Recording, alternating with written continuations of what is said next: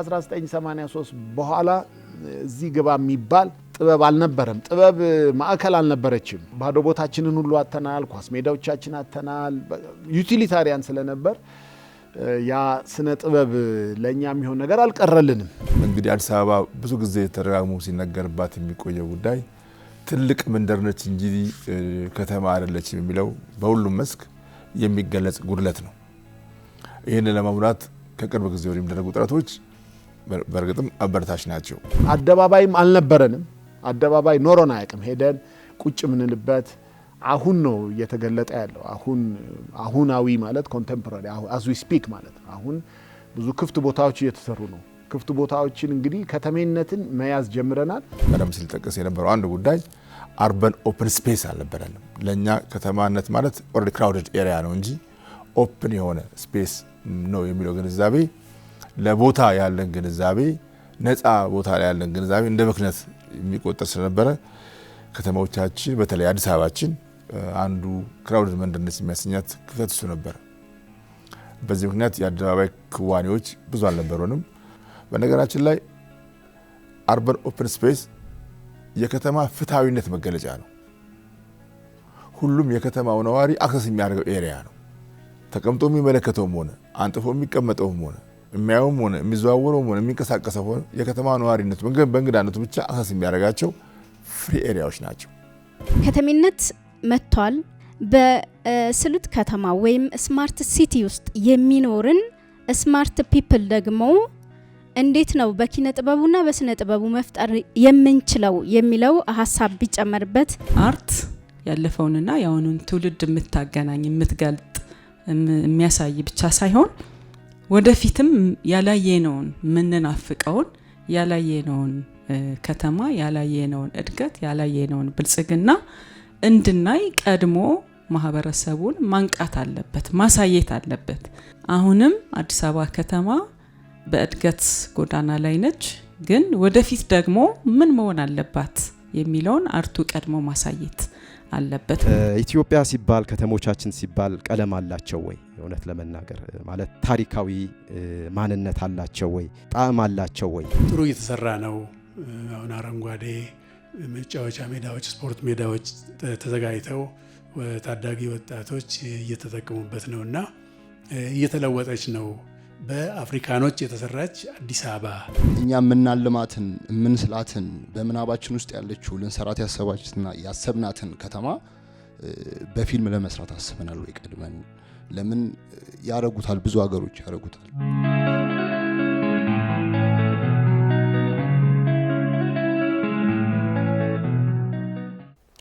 የአዲስ አበባ ባህልና ኪነ ጥበብ ቢሮ ያዘጋጀውን የሀሳብ መዋጮ መድረክ ለመታደም እንግዶቻችን እንኳን በደህና መጣችሁ። የዛሬው መድረካችን የሚሆነው ኪነ ጥበብና የአዲስ አበባ ከተሜነት በሚል ርዕሰ ጉዳይ ላይ ነው የሚሆነው።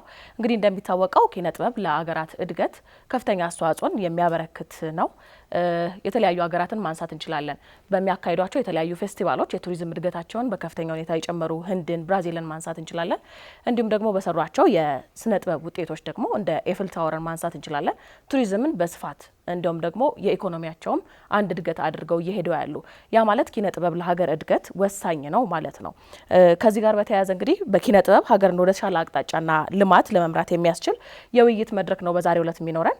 በዚህ የውይይት መድረክ ላይ መምህር ዳዊት በንቲ በአዲስ አበባ ዩኒቨርሲቲ የኪነ ህንጻ ትምህርት ክፍል መምህር የመነሻ ሀሳብን ያቀርቡልናል። እንዲሁም ደግሞ አቶ ብሩክ ከበደ የናሽናል ሚዲያ አክሲዮን ማህበር ኤንቢሲ ኢትዮጵያ ዋና ስራ አስፈጻሚ የመነሻ ሀሳቦችን ያቀርቡልንና ኪነ ጥበብን ማዕከል ያደረገ ሰፋፊ ስራዎች እየተሰሩ ከመሆናቸው አንጻር ምን መሆን አለበት፣ እንዲሁም ደግሞ የድሮ አዲስ አበባና የዛሬው አዲስ አበባ በኪነ ጥበብ እንዴት ትገለጻለች፣ እንዴት ተገልጻለች፣ ከዛስ በምን ያህል ነው ኪነ ጥበባችንን ማሳደግ የምንችለው የሚለው ላይ ከነሱ መነሻ ሀሳቦችን የምናገኝ ይሆናል። በመቀጠል ደግሞ የአዲስ አበባ ባህልና ኪነ ጥበብ ቢሮ ኃላፊ የማጠቃለያ ሀሳብ ዶክተር ሂሩት ካሳው የሚሰጡን ነው የሚሆነው። በመጀመሪያ ወደ መምህር ዳዊት እናምራ። እንደ መነሻ ሀሳብ አዲስ አበባ ስንት አመቷ ነው ሳንደምር በቃ 139 አመት ሆኗታል። በቃ ወጣት ነች። ከታወቁ የዓለም አቀፍ ህንጻ ማን ነው የዓለም አቀፍ ከተሞች ዋና ከተሞች አንጻር ያንግ ነች። እንደውም early ያንግ ነች።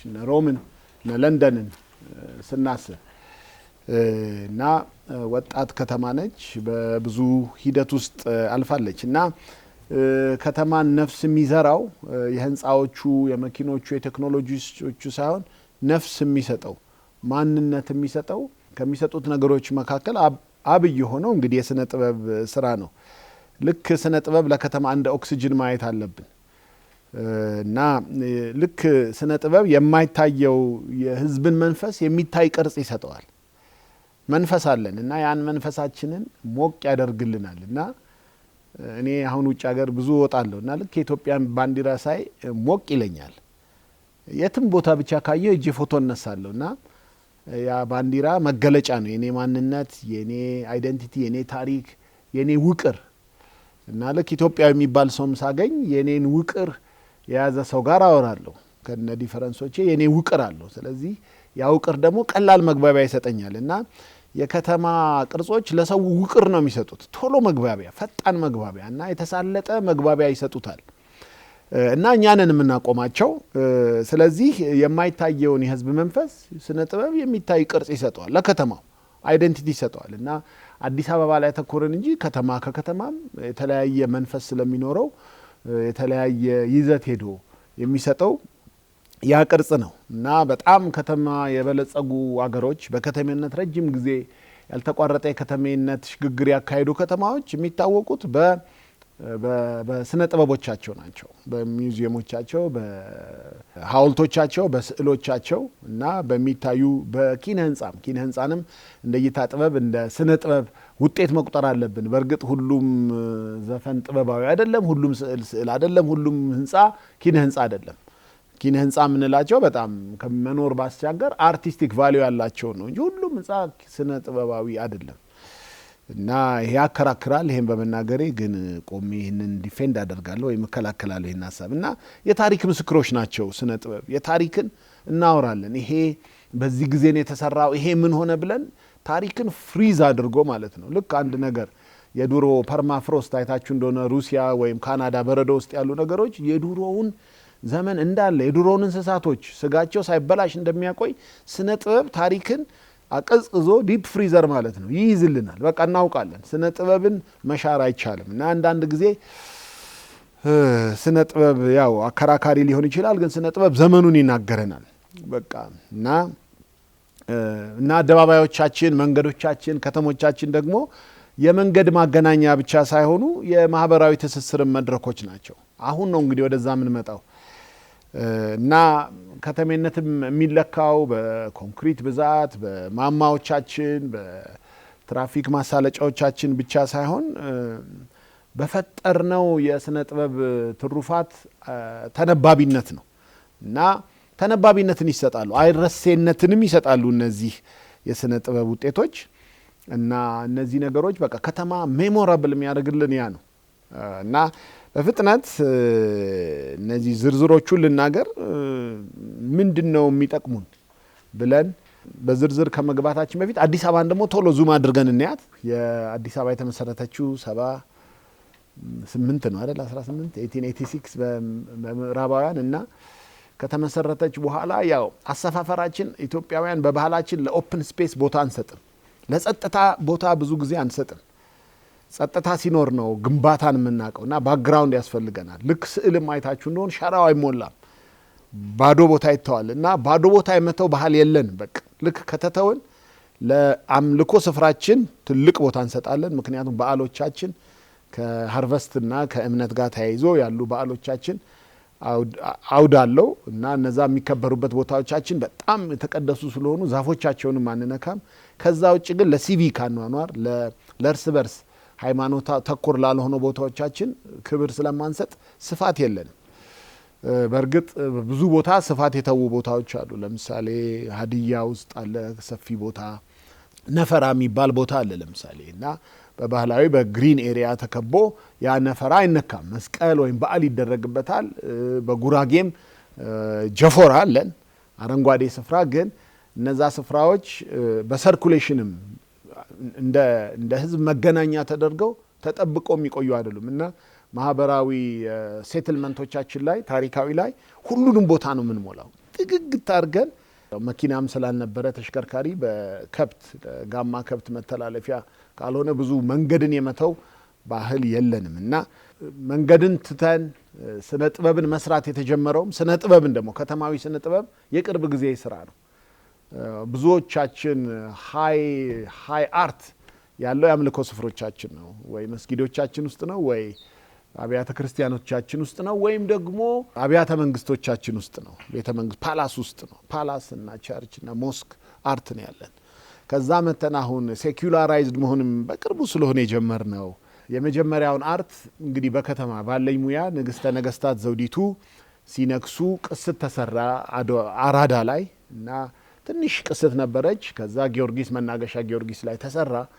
ከዚያ በኋላ 1909 ነው እንግዲህ ፌብሩዋሪ ወይ ምንድነው የካቲት ነው ጥር ሲያልቅ ነበር የነገሱት። ከዛ 1923 ላይ ንጉሱ ሲነክሱ ብዙ የከተማ አርቶች መገለጥ ጀመሩና ከፖለቲካ ታሪክንም እንድንመረምር ያደርገናል። ያንን ታሪክ ፍሪዝ አድርገው ነው እነ ጋርዴ የታወቀው የፈረንሳዩ ጋርዴ ግሩም የሆነ በጣም በነገራችን ላይ በዛ ጊዜ ይሰሩ የነበሩት በተለይ በውጭ ሀገር ስነ ጥበብ ሰዎች ኮሚሽን ተደርጎ የሚሰሩ ስራዎች በጣም የተራቀቁ ናቸው። በጣም ከምትገምቱት በላይ ዘመናዊ ሽሬ ናቸው። የይሁዳ አንበሳ ንጉስ እንግዲህ ፈረንሳዊ ተጠቀሙ ዛጋ።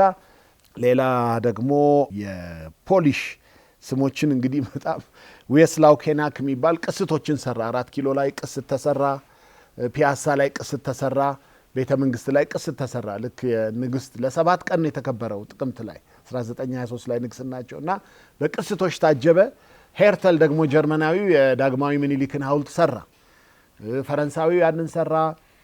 እንደገና ደግሞ ፓፓዚያን የሚባለው ስቴፋን ፓፓዚያን የሲኒማ ኢትዮጵያ ፊት ለፊት የነበረውን ቴሌግራፍና ፖስታ ጽህፈት ቤት የነበረውን የሰለሞንን ኮከብ ሰራ እና አርመናዊ እናያለን፣ ፈረንሳዊ እናያለን፣ ጀርመናዊ እናያለን፣ ፖሊሽ እናያለን።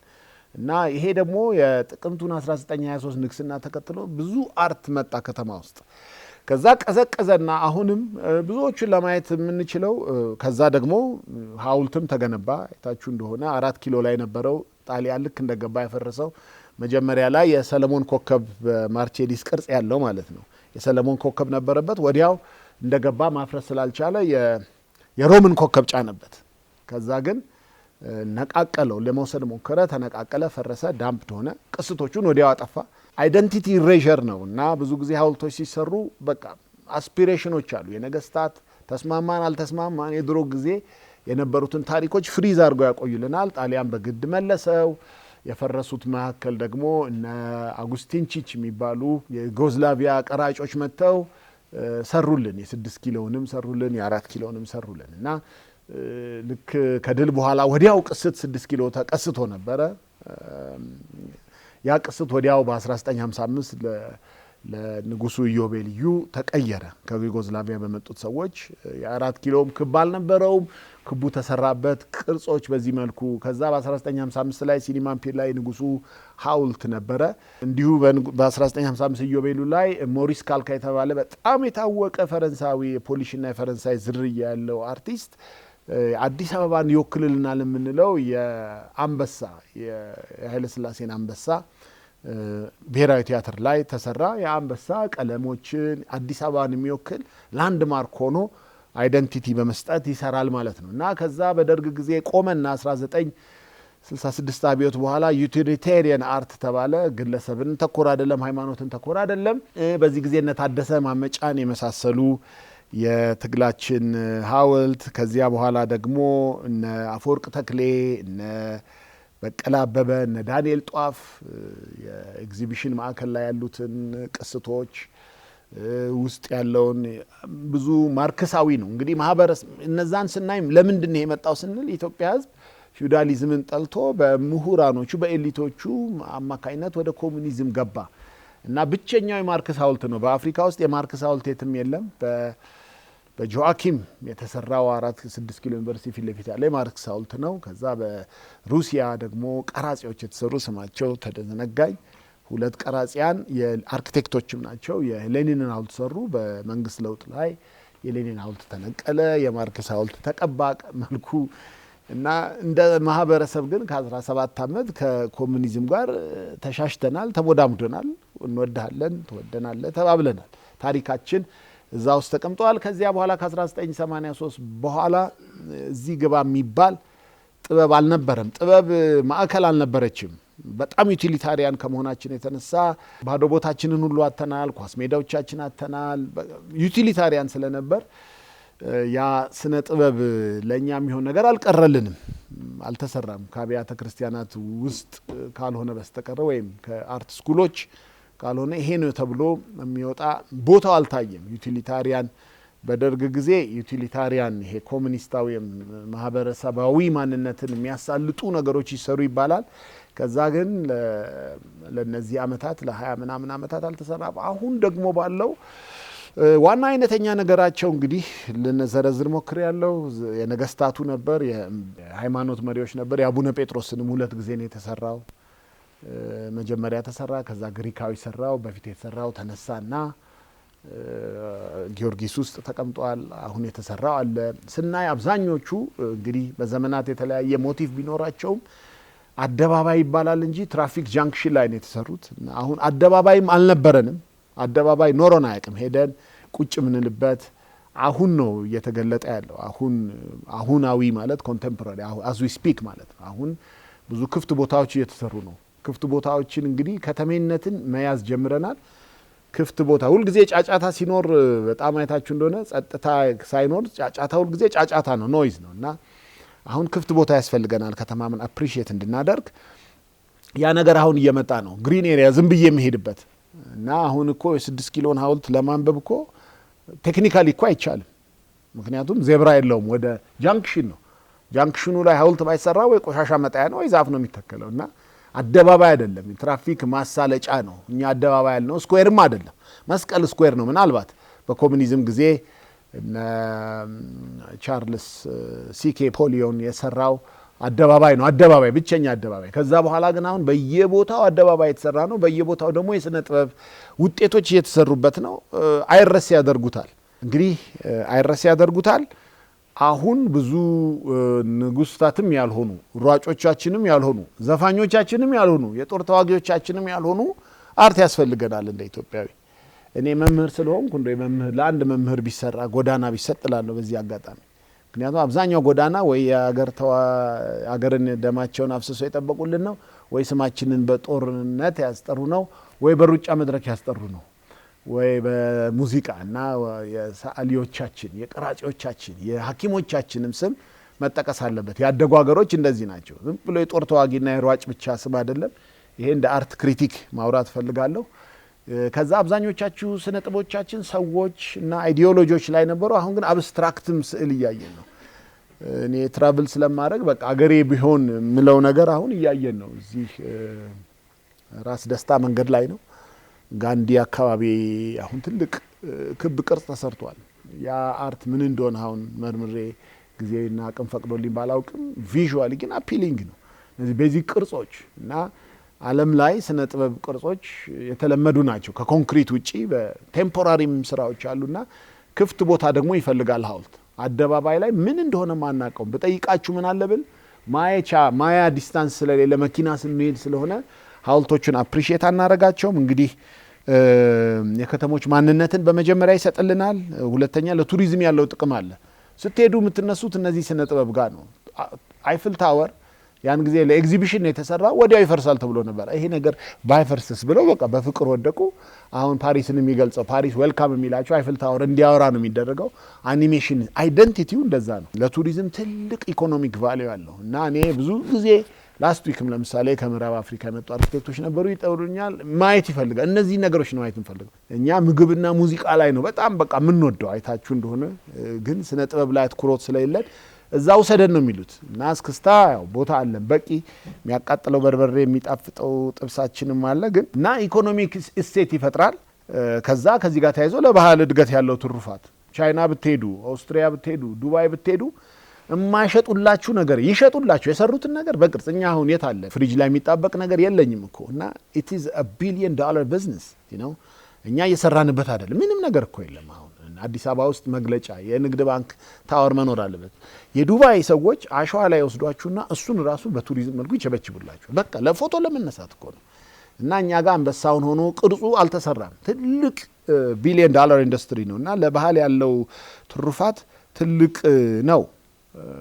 እነዚህ ስነ ጥበቦች በጣም ትልቅ ነው እና ማንነታችንን ሲያያይዙ በቃ የኛ ትዕምርት ይሆናል።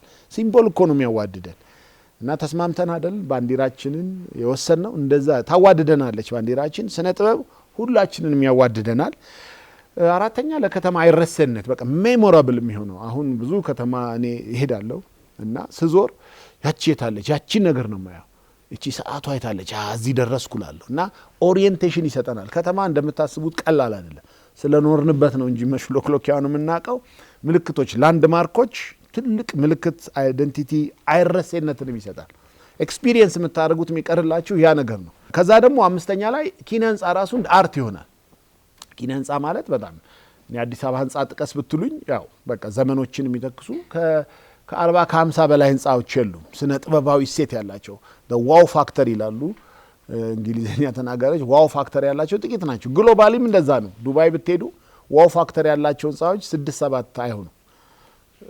ጤንነቱን የጠበቀ ሳይንሳዊ የሆነ በደንብ የተገነባ ለክላይሜቱ የጠበቀ የሚለው ተግባራዊነት የአርኪቴክቸር ተግባራዊነቱ ነው። አርቱ ግን ሌላ ነው እና አርትን ስንጠቅስ በቅርቡ የሞተ በ96 ዓመቱ ፍራንክ ጌሪ የሚባል የታወቀ ከተማ ነው ሰው አርኪቴክት ነበር። በጣም ማንም የማይሄድባት ምንድነው እንግሊዞች ጎድ ፎር ሴክ ነው የሚሉት ይቅርታ አድርጉልኝ ከተማ ነበረች። ቢልባኦ ትባላለች። እዛ ላይ ትልቅ ሙዚየም ገነባ። አሁን ዘቢልባኦ ኢፌክት ይባላል። እሱ ለማየት ነው ቢልባኦ የምትሄዱት። በቃ ቢልባኦ ተንሰራራች። አንድ ደግሞ ሮንሻምፕ የሚባል ለኮርቡዚዬ የሚባል አርኪቴክት አለ። ሮንሻምፕ የምትባል ከተማን ያለሱ ህንፃ በቃ ምንም የለባትም፣ ግን ሰው ይጎርፋል ወደዛ። እኔ ቪዛዬ ሊቃጠል አንድ ቀን አውቶቢሱ አመለጠኝ። አውቶቢሱ ሲያመልጠኝ በቃ መጎብኘት አልቻልኩም። ከደቡብ ከሰሜን ስዊዘርላንድ ነው የሚኬደው እዛ ከተማ እና ሮንሻምፕ ቻፕልን ለማየት በቃ ይኬዳል። በቃ ኪነ ህንፃ ራሱ ትልቅ ቫልዩ አለው። ፎሊንግ ዋተር የሚባል አለ ፔንሲልቬኒያ ውስጥ። ቀን ቀጥራችሁ ወስዳችሁ ለብቻ ነው ጫካው ስንት ሰዓት የምትነዱት። እሱን ህንፃ ጋር ሄዶ ፎቶ ፒልግሪሜጅ ሳይት ነው። ልክኛ በመንፈሳዊው ያለን በሴኩላራዊው አለ። በቃ ሄጄ ላሊበላን አይቼ እንደምንለው ወይም ቅዱስ ቦታዎችን አይቼ ተሳልሜ እንደምንለው እነዚህ የምንሳለማቸው ቦታዎች ናቸው። ፓሪስ ሄደን አይፍል ታወርን ካላየን፣ ባኪንግሃም ፓላስን ካላየን፣ ቻይና ሄደን ዘ ግሬት ወልን ካላየን፣ ኒውዮርክ ሄደን ኢምፓየር ስቴት ቢልዲንግን ካላየን፣ ዱባይ ሄደን ቡርጅ ከሊፋን ካላየን፣ ቡርጅ አልአረብን ካላየን እንደማይሆን አዲስ አበባም ኪነ ህንፃ እንደዚህ ነገሮች ይሆናሉ። የብር ትሩፋቱ የትየለን ያልተነካ ኢንዱስትሪ ነው። አሁን የከተማ ቱር ራሱ የለንም እኛ አዲስ አበባ ውስጥ ፕሮፌሽናል ቱሮች የአርኪቴክቸራል ቱር የለንም። ማድረግ ይጠበቅብናል። መጨረሻ ላይ ገጸ ምድር እንደ ኪነ ጥበብ ውጤት ይሆናል እንደ አርት። በግድ ፋይን አርት ስንል ለምሳሌ ፍሬንድሺፕ ፓርክ ውስጥ አይታችሁታ ያን የሚያክል ትልቅ የኢትዮጵያ ብሔር ብሔረሰቦች ስም የተጻፈበት መድረክ ትልቅ መድረክ ነው። ትልቅ ነው በቃ ማለት ሰዎችን ያስደምማል። ያ መሰራቱ ለኔ it is an urban art እና ትልቅ ላንድስኬፕን መጠቀም ካስኬድ ማድረግ በተለይ አዲስ አበባ ማንም ከተማ የሌላት እኔ ከስዊዘርላንድ ውጭ አላየሁም። በቃ እዚህ ሆነ እዚህ የምታይበት ነው። ኒው ዴሊ ስትሄድ፣ ለንደን፣ ፓሪስ ስትሄድ አይታይህም። ከዚህ ውጭ በቃ የት እንዳለ አይታይህም። ምክንያቱም ፍላት ናቸው። አዲስ አበባ ግን ይሄንን መጠቀም ይቻላል። ላንድስኬፕ እንደ ፓብሊክ አርት ይሆናል እና አዲስ አበባን እነዚህ ህያው ከተሞች ያደርጓታል። አሁን የተጀመረው ነገር በጣም መስፋፋት ያለበት ነው።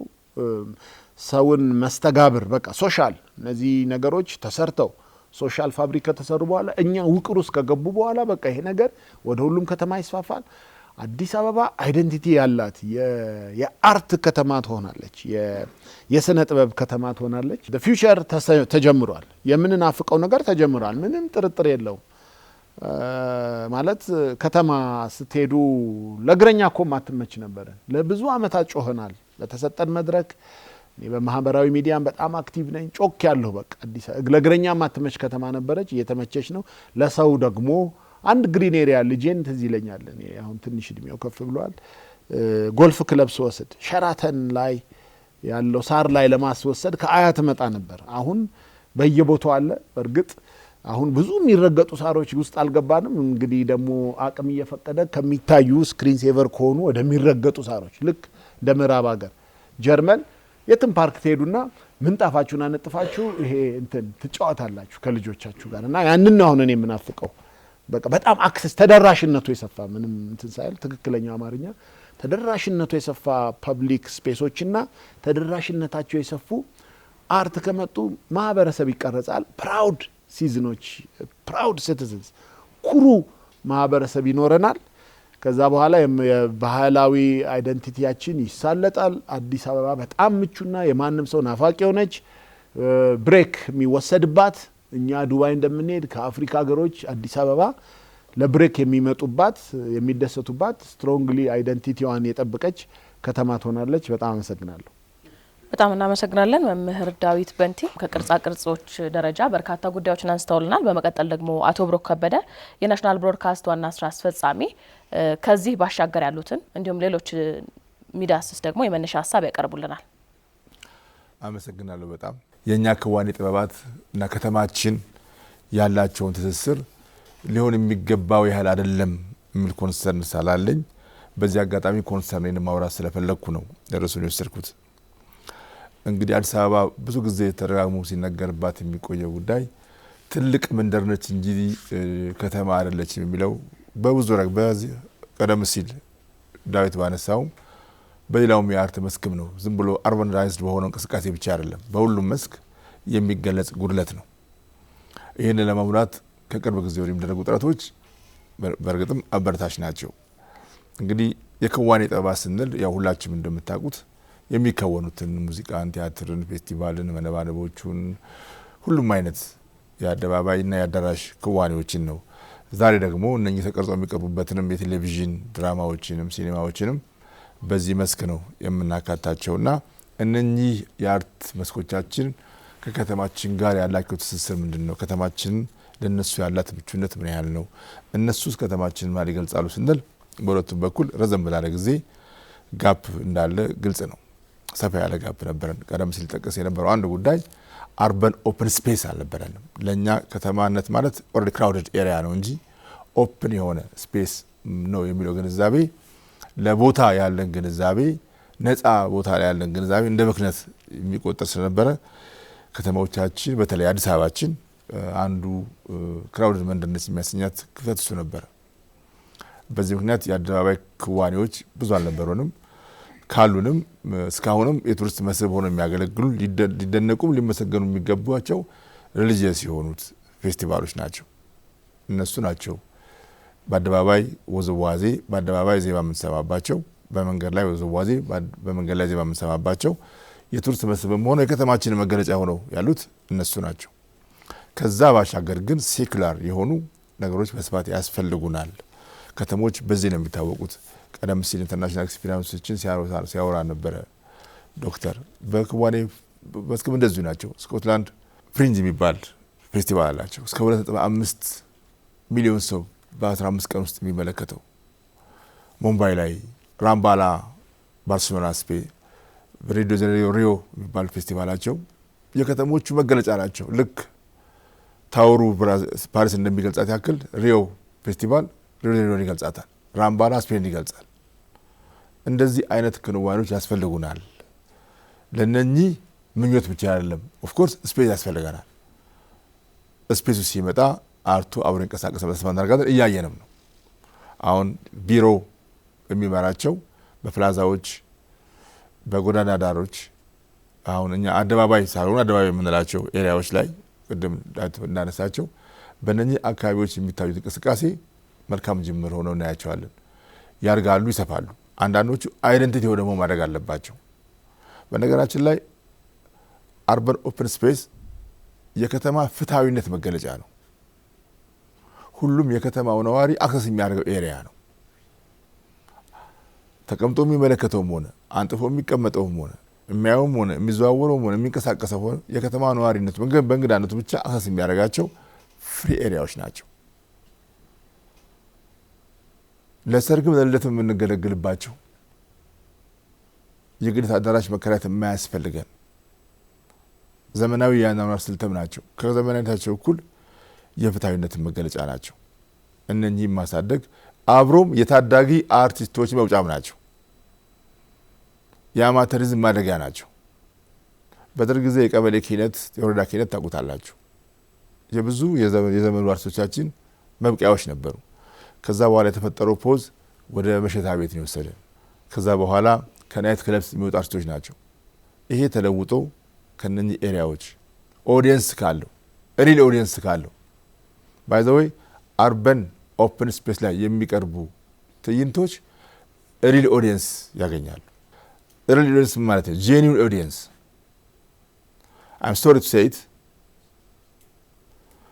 ሙዚቃና አልኮሆልን ያጋባ አንሆሊ ማሬጅ የፈጸመ ዩናይት ክለብ አብዮት አለ ከተማችን ውስጥ።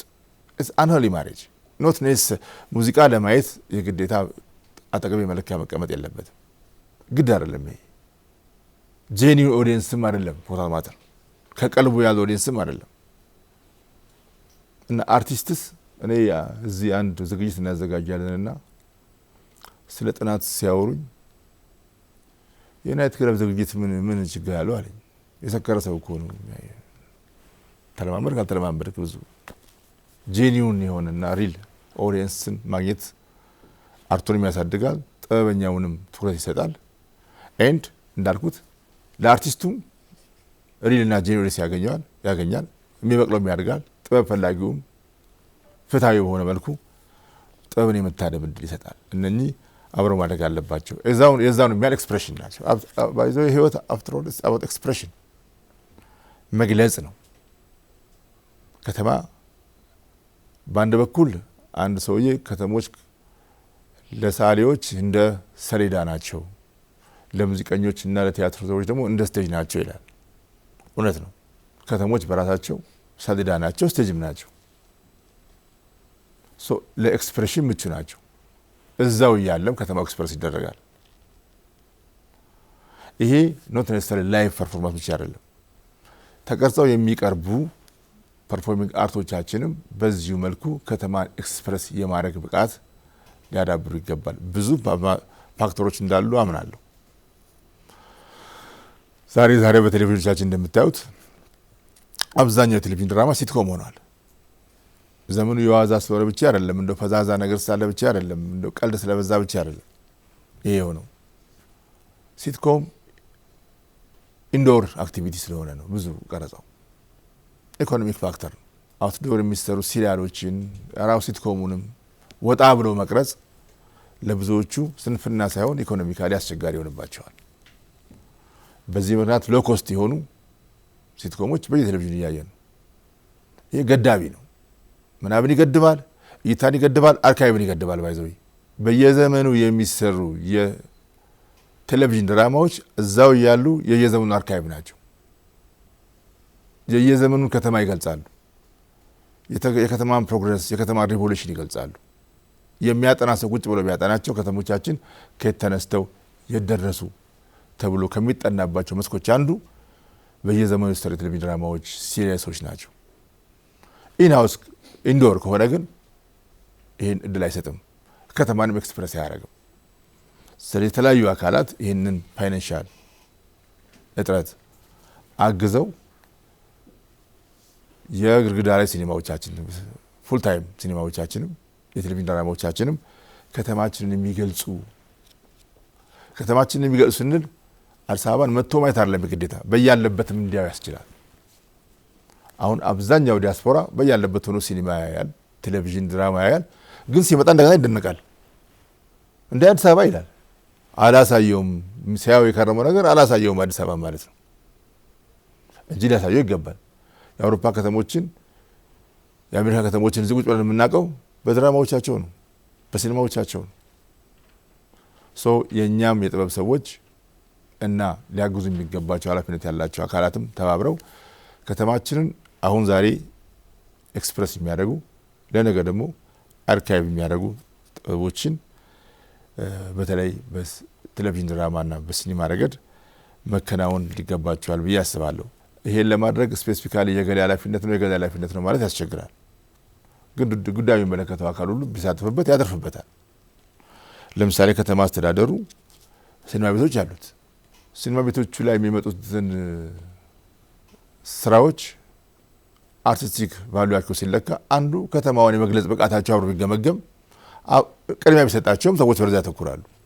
ሼር ከመውሰድ ይልቅ አንዳንድ ጊዜ ፍሪ የሆነ አፕሮችም ያስፈልጋል ለእንደዚህ አይነት ሌላው እንኳን ድጋፍ ቢቀር ማለት ነው። በዚህ መልኩ እያበረታቱ ማሳደግ የሚቻል ይመስለኛል። የከተማ ኦፕን ስፔስ አርቶች በባህሪያቸው አድናቂ ናቸው። በባህሪያቸው ኦዲየንሱ ስትሩት ኦዲየንሱ የሚፈልገው ነገር ማቅረብ ስላለባቸው ለማይገባ አቃቂር ለማይገባ የፖለቲካ ፐርፐስ አይጋለጡ። የዛ ኦዲየንስም አያገኙ መግባባትንም አገራዊ መግባባትን መፍጠር ያግዛሉ። አርት የጋራ ቋንቋ ለመናገር ያስችላል።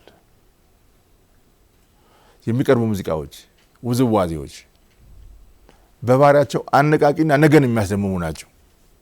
ወደ ትላንት ብቻ የሚመለከቱ ሳይሆኑ ለነገም ነጸብራቅ የሚሆኑ ወጣቱን የሚያነቃቁ ስለሚሆኑ እነኚህን ከተለያየ አንጻርም ተመልክቶ ወደፊት ማራመድ አስፈላጊ ይመስለኛል። እኩል ለኩል ደግሞ አሁን ያሉት የባህል ቤቶቻችን ሁሉ መሸታ ቤት ናቸው እየደመደምኩ አይደለም። እነሱም ላይ ሼፕ ልናደርጋቸውና ልናበልጸጋቸው የሚገቡ ዘርፎች አሉ። አሁን ብዙ እንግዶች ሲመጡብን ከተማን እናሳያቸው ካል ኢትዮጵያ እናሳያቸው ካል ሳንወድ በግድ እዛ ነው የምንወስዳቸው። ሳንወድ በግድ ምን ያህል ያሳያሉ? ይህን ጥያቄ ለመመለስ የሁሉም ወገን ርብርብ ይፈልጋል። እዛ የሚገለጸው አርት አዲስ አበባን ከፍ ሲልም ኢትዮጵያን የሚገልጽ ግን ፕሮፐርሊ የሚገልጽ ብዙ ጊዜ ሲተች ይሰማለሁ። የኔ አይደለም የሚለው ይበዛል። እነኚህንም በቪዥዋል አርትም በፐርፎርሚንግ አርትም አስጊጦ ማቅረብ የሚችልበት እድል ቢያድግ ከፍ ያደርጋል የሚል እምነት አለኝ። እንግዲህ ሰርከሱም፣ ስነግጥሙም፣ ውዝዋዜውም፣ ዳንሱም፣ መነባነቡም ሁሉም ነው ፐርፎርሚንግ አርት ስንል። ከቅርብ ጊዜ ወዲህ ሰርከስ ላይ የምናየው ሰፊ መነቃቃት አለ። የሚያስደንቁ ክዋኔዎችን እያየን ነው። እስ ጉድ እነኚህ ሰዎች ራሳቸውን የሚገልጹበትን ቦታ አግኝተዋል ማለት ነው። በነገራችን ላይ አንዳንድ ጊዜ በርካታ በዓላት በአደባባይ ሲከበሩ ቀድሞ ይመጣሉ። እስ ጉድ ግን እሱ ብቻ አይደለም፣ ሌሎች በርካታ የጥበብ ዘርፎችም አሉና እነሱን የማነቃቃት አብሮ የማበልጸግ ክዋኔ ቢመጣ አዲስ አበባን አብረን እንገልጻለን ብዬ አስባለሁ። የቀደም ሲል የጠቀስኩት ከተማንም አርካይቭም ከተማንም መግለጽ ነው ዩቲላይዝ ማድረግ ነው የሚለው ነገር ላይ አንዳንድ ሰዎች ዛሬ ከቴሌቪዥን ካሜራ ኦር ከቴሌቪዥን ድራማ ካሜራ ይልቅ የሰርግ ካሜራዎች አዲስ አበባን ዩቲላይዝ ያደርጋሉ ይላሉ። እውነት ይመስለኛል። ሙሽሮች ሰርጋቸውን አይረሴ ለማድረግ አዳዲስ ቦታዎችን ኤክስፕሎት ያደርጋሉ። በዚህ መስክ የተሰማሩ የካሜራ ባለሙያዎች ጎበዞች ናቸው። ቀድመው ይሄዳሉ። ዞር ብላችሁ ከዛሬ 30 ዓመት ጀምሮ የነበሩ ሰርግ ፊልሞችን ብታዩ አዲስ አበባን ታያላችሁ። ከቴሌቪዥን ድራማ በላይ፣ ከቴሌቪዥን ቀረጻ በላይ፣ ከሲኒማ ቀረጻ በላይ አርቲስቱ ሊባንን ይገባል። እነዚህ ሰዎች ፕራይቬት ላይፋቸውን የሚቀርጹት ብሮድካስት አያደርጉትም። ብሮድካስት የሚደረጉ ለዚህ የሚቀርቡ ድራማዎች፣ ሲኒማዎች ከዚህ በላይ ኮንሰል ሊኖራቸው ይገባል። ዘመናቸውንና ቦታቸው ማመልከት አለባቸው። ይህንን እንዳልኩት የእጥረቶች የሉበትም ብዬ አይደለም። ፋይናንሻል እጥረት ዋና መሆኑን ይገባኛል። ግን ከተባበረ ሁሉም ወገን ይህን ነገር የማሳካት አቅም ይኖራል ብዬ አስባለሁ። የተቀረውን በውይይት እናካክሰዋለን ብዬ ተስፋ አደርጋለሁ። አመሰግናለሁ በጣም። አቶ ብሩክ ከበደ የናሽናል ሚዲያ አክሲዮን ማህበር ዋና ስራ አስፈጻሚን ከልብ እናመሰግናለን። ሁለቱም እንግዲህ የውይይት መነሻ ሀሳብን ያቀረቡልን በርካታ ሀሳቦች ተዳስሰዋል። እንደው ከላይ ያሉትን ለመግለጽ ያክል ኪነ ጥበብ በከተሜነትን የሚገልጽ የማንነት የቱሪዝም ዘርፉን የሚያሳድግ የባህል እድገትን የሚያመጣና ምልክት የሚሆን እንደሆነ በአጠቃላይ ከሁለቱም የመነሻ ሀሳብ አቅራቢዎቻችን ያነሳ ነው ዛሬን የሚገልጽ ለነገ ደግሞ ታሪክን የሚያስቀምጥ ነውና ሊሰራበት ይገባል የሚሉ ሀሳቦችም ነው የተነሱት። በውይይት መነሻ ሀሳቦቻችን ላይ ደግሞ ከናንተ ከታዳሚዎች ተጨማሪ ሀሳቦች እንቀበል። አዲስ አበባ ከተማ ባህልና ስነ ጥበብ ቢሮ በጣም አመስገን እፈልጋለሁ። እኔ በጣም ሬሌቫንት በጣም ጥሩ ርዕሰ ጉዳይ እንደሆነ ነው የሚታየኝ። ወቅቱን የጠበቀ ጉዳይ ነው እዚህ ላይ መወያየታችን። በተለይ በአሁን ሰዓት ያሉ አጠቃላይ ከአዲስ አበባ ብቻም ሳይሆን ኢትዮጵያ የከተሞች ሪፎርም ለውጦች ጋር በተገናኘ የሚታዩ እንደዚሁ የሚነሱ ክርክሮችም ጥያቄዎችም ስናይ በጣም ሬሌቫንት ቶፒክ ይመስለኛል። ያው ከተሞች ሪፎርም ላይ ናቸው በግልጽ በአንድም በሌላ መልኩ የሚታዩ ማለት ነው። በተለይ ደግሞ የአዲስ አበባ ከተማ ግን ከዚህ ጋር ተነስቶ ማለት ግልጽ የሆነ የስፔስ የአዳዲስ ስፔስ የመፍጠር ተቋማቶችን የመፍጠር እንደዚሁ አዳዲስ የኪነ ጥበብ የስነ ጥበብ አውዶችን የመፍጠር ነገሮች በስፋት እየታዩ ነው። በተለይ ሪፍሬሽ እየተደረጉ ካሉ አካባቢዎች አዲስ አበባ ላይ ማለት ነውና ማሲቭ የሆኑ የኪነ ጥበብ ስራዎች የሪፍሬሽ የማድረግ ነገር ይታያል ተቋማቱንም ጨምሮ ማለት ነው። ግን ዲቤት አለ። በተወሰነ መልኩ ሰዎች የሚከራከሩባቸው ነገሮች አሉ። በተለይ የነበሩ ነባር የሚባለው የኪነ ጥበብም ባህላዊም እንደዚሁ ታሪካዊ እሴቶች እንዴት ነው በምን ጥንቃቄ ነው ሪፍሬሽ እየተደረጉ ያሉት ስትራክቸሩም ሊሆን ይችላል እይታዎቹ ማለት ነው። ምክንያቱም ከተማ ልማት ኢኔቪቴብል ነው፣ ይለማል፣ ህዝብ አለ፣ በህዝቡ ኒድ የሚገፋም ስለሆነ ከተማ መልማቱ አይቀርም አት ሰም ፖይንት ኢን ሂስትሪ ማለት ነው። ኦልዌይስ ግሮውዝ ላይ ስለሚሆን ማለት ነው። ስለዚህ ሪፍሬሽ እየተደረገ ነው በጥንቃቄ ወይስ እንደው ሪፎርም እየተደረገ ምናልባት ብዙ ነገሮች አርቲስቲክ የሚባሉ ቫሉዎችም ሪፕሌስ የማድረግ ነገር አለ ወይ የሚባል ከንሰርንም በአንዳንዶች ስለሚነሳ አይ ቲንክ እንደዚህ አይነት ዲቤቶች በጣም ጥሩ እነዚህ ነገሮችን የማንጻት እድል አላቸው ብዬ እላለሁ። ከዚህ ጋር በተገናኘ አንድ ማነሳው ጥያቄ አለ። እንደዚሁ አቶ ብሩክ እንዳነሱትም ግልጽ የሆነ ባለፉት አመታት የዚህ የባህልና የኪነ ጥበብ መድረኮች ተቋማት የመምጣት ነገር አለ። ኦፍ ኮርስ ወይ የነበሩትን ሪፍሬሽ የማድረግ ወይም ደግሞ አዳዲስ ተቋማትን አዳዲስ ኢቨንቶችንም የምናስተውላቸው ነገሮች አሉ። ግልጽ ነው። ሲኒማ ቤቶች፣ ቲያትር ቤቶች ነባር ድሮ ከነበራቸው የሲኒማ ዲስፕሌይ ሮል ከፍ ብሎ ብዙ የአርት የኪነ ጥበብ የስነ ጥበብ ምሽቶችን የባህል ምሽቶችን የሚያስተናግዱበት ነገር ተመልክተናል ባለፉት ብዙ አመታት። ሳምንታዊ፣ ወርሃዊ ወይም ደግሞ አመታዊ የተባሉ ከተለያዩ ነገሮች ጋር በተያያዘ ከብሔራዊ ቲያትር ጀምሮ ምናያቸው መልቲ ፕላትፎርም የመሆን ነገራቸው አለ። እንደው ቲያትርን ብቻ ወይም ደግሞ የተወሰኑ ሙዚቃዊ የሆኑ ኪነ ጥበብ ስራዎችን ብቻ የማሳየት አይደለም ማለት ነው። እንደዚሁ አዳራሾችን እየተመለከትን ነው። ሌላው ይቅርና ከትልቆቹ ከሚሊኒየም አዳራሽ ጀምሮ እስከ አድዋ ሙዚየም ያሉ አዳራሾች አካባቢ አሁን የኪነ ጥበብ ስራዎች አስተናጋጅ እየሆኑ ነው። ሌሎች በርካታ መጥቀስ የምንችላቸው አዳራሾችም ማለት ነው። ላይብራሪዎችንም እያየን ነው። ላይብራሪ እንግዲህ እውቀት ብቻም አይደለም፣ ከእውቀት ጋር እያይዞ ባህልንም ታሪክንም አጠቃላይ የህዝብ አኗኗር እሴትንም ሀሳብንም ህዝባዊ የሆነ ቀለምንም ይዞ የሚያሸጋግር ነው። ከሙዚየሞችም በተጨማሪ ማለት ነው ላይብራሪዎች አብርሆትን ጀምሮ የምናያቸው ነገሮች አሉ።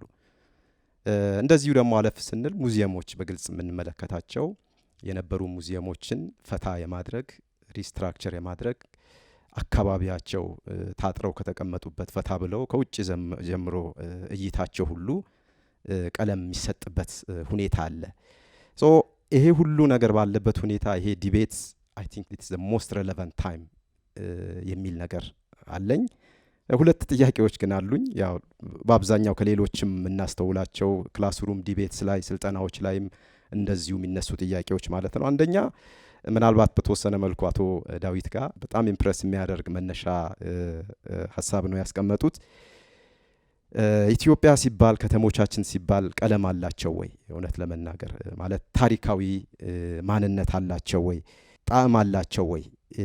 አርኪቴክቸራል ሊሆን ይችላል፣ ባህላዊ ታሪካዊ ሊባሉ የሚችል ኢትዮጵያዊ ሊባል የሚችል ምናልባት ናይሮቢን ወይም ለንደን ወይም አንካራ ወይም ኬፕ ታውን ዋቴቨር ከተሞችን ጠቅሰን የሆነ አይደንቲቲ ያላቸው ተጨምቆ ሊወጣ የሚችል ስም አላቸው፣ አርኪቴክቸራል አርቲስቲክ ስም አላቸው ብለን ብንል ኢትዮጵያ በተለይ አዲስ አበባ ከተማ ምንድን ነው ስሟ? አርኪቴክቸራል መገለጫዋ ምን አይነት ነው? ከሌላ ከናይሮቢ ተነስተን አዲስ አበባ ስንገባ አዲስ አበባዊ የሆነ የኪነ ጥበብ የስነ ጥበብ የህንፃ ቅርጻ ቅርጽ ዋቴቨር መገለጫ አለ ወይ ኦቨርኦል ሰመራይዝ ተደርጎ አዲስ አበባን አዲስ አበባ የሚያስመስላት ማለት ነው። ሶ ምናልባት ከዚህ ጋር በተያያዘ አንዳንዶች የሚያነሱት እንደውም የአዲስ አበባ ከተማ ወይም የኢትዮጵያ ከተሞችም የዚህ ኪነ ጥበባዊ ስሪት ገና ያላለቀ ነው በዲኬትስ እንደዚሁ ደግሞ አንዳንዶቹ ያልተጀመረ ነው የሚሉ አሉ። አንዳንዶቹ አይ ማለቅም የሌለበት ነው ኦልዌይስ በታሪክ አጋጣሚ በኢንሰርቴን ዲኬትስ የራሱ የሆነ ሪፍሬሽ የተደረገ ቀለም ሊኖረው ይችላል፣ ጣዕም ሊኖረው ይችላል ከተማ የሚሉም ስላሉ ማለት ነው። ሌላኛው ምናልባት እነዚህ አቶ ብሩክ ያነሳቸው በተለይ የዚህ ፐርፎርሚንግ አርትስ ሊትራሪ አርትስ ብለን የምንላቸው አውዶች እየበዙ ነው፣ እየሰፉ ነው፣ በግልጽ ነው። ብዙ ጥያቄዎችን ቢኖሩ ማለት ነው። አት ዘ ሴም ታይም አክሰሲቢሊቲው ላይ ተደራሽነታቸው ጋር የተወሰነ ከንሰርኖች ያሉ ይመስለኛል። በአብዛኛው ብዙሃኑ የኪነ ጥበብ የስነ ጥበብ ታዳሚ አክሰስ የሚያደርጋቸው ተቋሞቻችን መሀል አዲስ አበባ ወይም ደግሞ ኦልድ ክላሲክ የምንለው አዲስ አበባ አካባቢ ኮንሰንትሬት የሆኑ በት ሁኔታ አለ። ፒያሳ፣ ምናልባት አዲስ ከተማ መርካቶ ዙሪያ ወይም ቦሌ አዳራሾችም ሲኒማ ቤቶችም ታዋቂ የሚባሉ ብዙ ሰዎች በተለይ ናይት አመሻሾች አካባቢ ብዙ ሰዎች ሪፍሬሽ የሚያደርጉባቸው የሚባሉት እነዚህ የኪነ ጥበብ መድረኮች የስነ ጽሁፍና ባህል ምሽቶች ሊሆኑ ይችላሉ።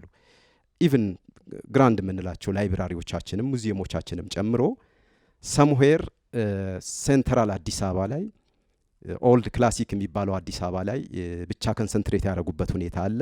ዌራስ በተቃራኒው ደግሞ አዲስ አበባ ታሪኩንም ስናየው አሁንም ካለው ከተማውን የማልማት ሁኔታ ጋር በአብዛኛው ህዝቡ ትንሽ ወደ መልቲ ሴንተር የመፍጠርና ወጣ የማለት ነገር አለ።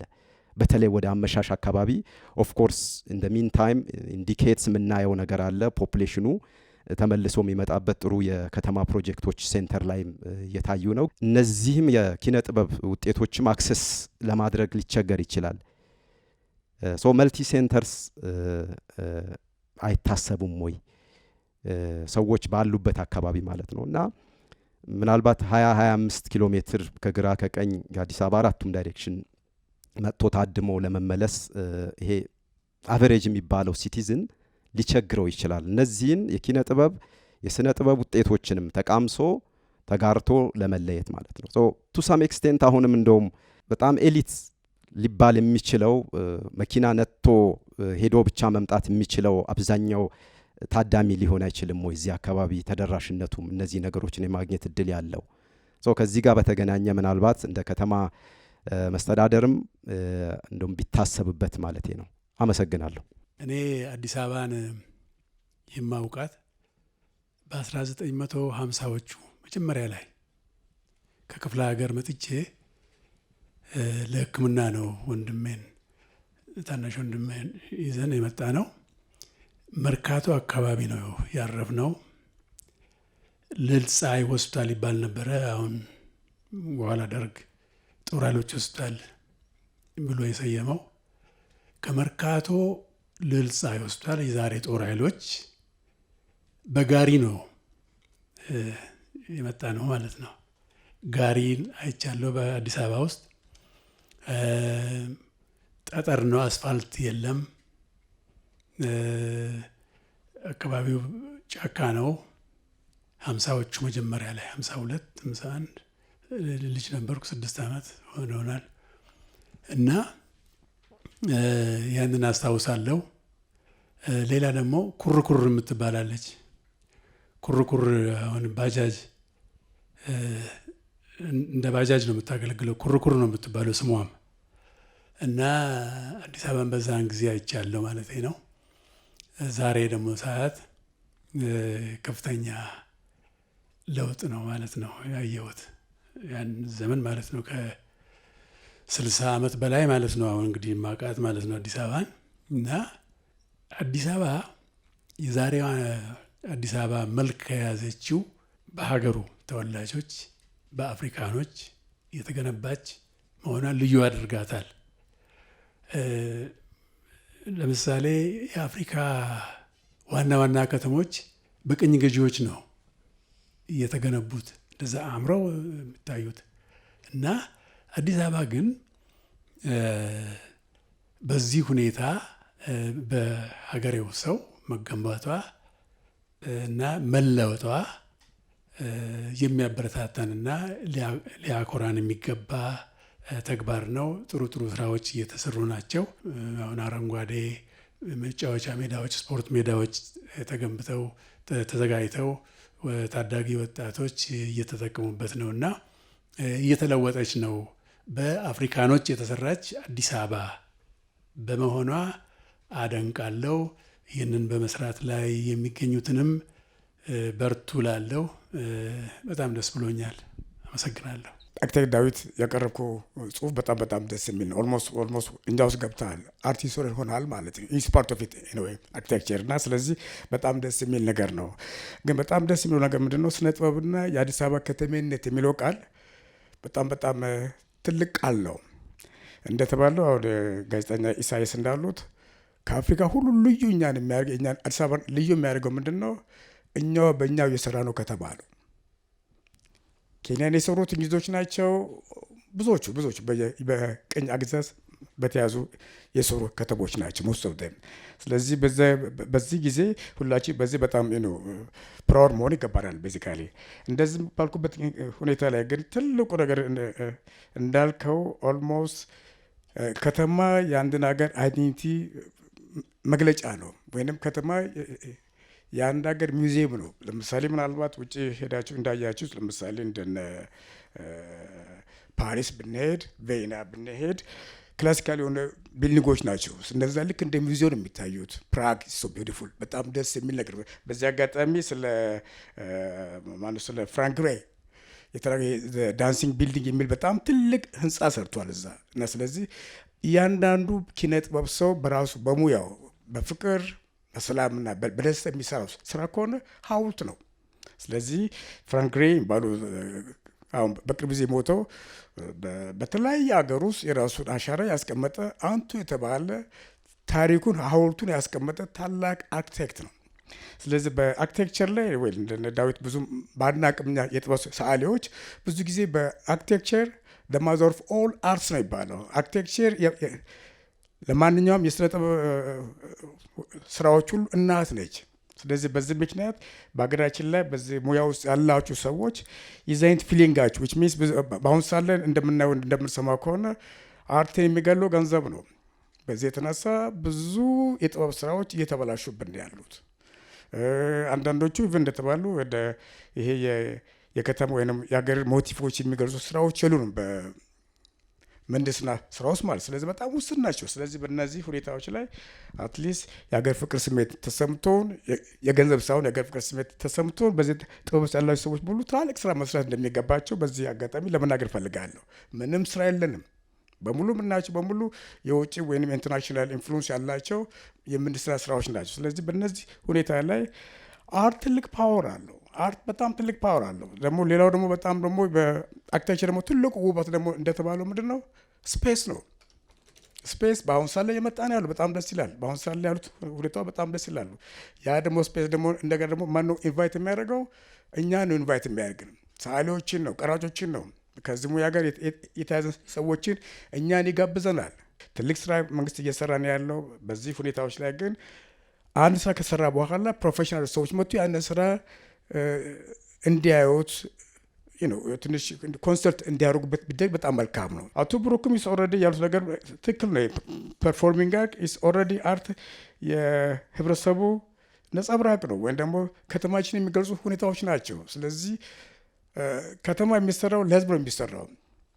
ስለዚህ ህዝቡ ደግሞ በዛ አካባቢ ላይ የሚተነፈስበት ደስታውን፣ ሀዘኑ በሙሉ የሚገልጽበት ስራዎች ይፈልጋሉ። ስለዚህ በየቦታው ላይ የክዋኔ ጥበባት እንደተባለው የሚታዩበት ቦታዎች በአሁኑ ሰዓት ላይ አሉ። ግን ጥናት ያላቸው እንዲሁ ጥራትን የሚጠብቁና የሀገር ባህልና የሀገር ካልቸርስ የሚጠብቁ ስራዎችን ተጠንተው እዛ አካባቢ ላይ ቢቀርቡ ትልቅ ስራዎች መስራት የሚቻልበት ኮንሴፕቶች አሉ ለማለት ፈልጌ ነው። እና ሌላው እንደተባለው አሁን ቅድም ጋዜጠኛ እንዳለው አሁን ከሪፎርም ሪፍሬሽ ብለው ኮንሴፕት አሁን ወደ ሪፎርም የገባ ነው። ሪፍሬሽ ማድረግ ያስፈልገናል። ጥንታዊ ታሪኮቻችን ማስቀመጥ መቻል አለብን። ስለዚህ ሁላችንም አትሊስት እንደ ሌሎቹ ከተማዎች ሁሉ እንደ ሌሎች ሀገሮች ከተማዎች ሁሉ ከተማችን የብልጽግናን የብዙ ኮንሴፕቶች ለአትራክሽን የምቱና ብዙ ገንዘብ እና ብዙ ሀብት ማምጣት የሚችል ሲስተሞች እየተከናወኑ ያሉት። እሱ ቀርቶ ኢቭን አየራችን ሰው ዩኒክ የሆነ አየራችን ራሱ ሰው ኢንቫይት ያደርጋልና በዚህ ሁኔታዎች ላይ ትላልቅ ስራዎች ከባለሙያ ጋር መንግስት ከባለሙያዎች ጋር አንድ ላይ ሆነ ተጣምረን በአንድ አይን በአንድ እይታ የምናይ ከሆነ ከተማችን ከተቤነቷን ይዛ ትሄዳለች እና ትልቅ የሆነ ተስፋ እንዳለኝ ይታየኛል። አመሰግናለሁ። አርእስቱ በጣም የሚመች ነውና ለመጠቆም ያክል ነው። የአንበሳው ሐውልት ለገሃር ያለው በጣም ብዙ ታሪክ ያለው ነው። ግን ምንም በፊልምም አይታይም፣ ማስታወቂያ ሲደረግለትም አይታይም።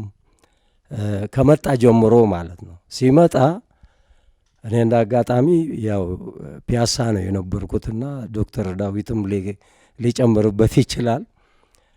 የይሁዳ አንበሳ ከጣሊያን ሀገር መጥተዋል ተብሎ ለምን ይሄ አንበሳው ይሄ ሐውልት የጀግንነታችን ምልክት ነው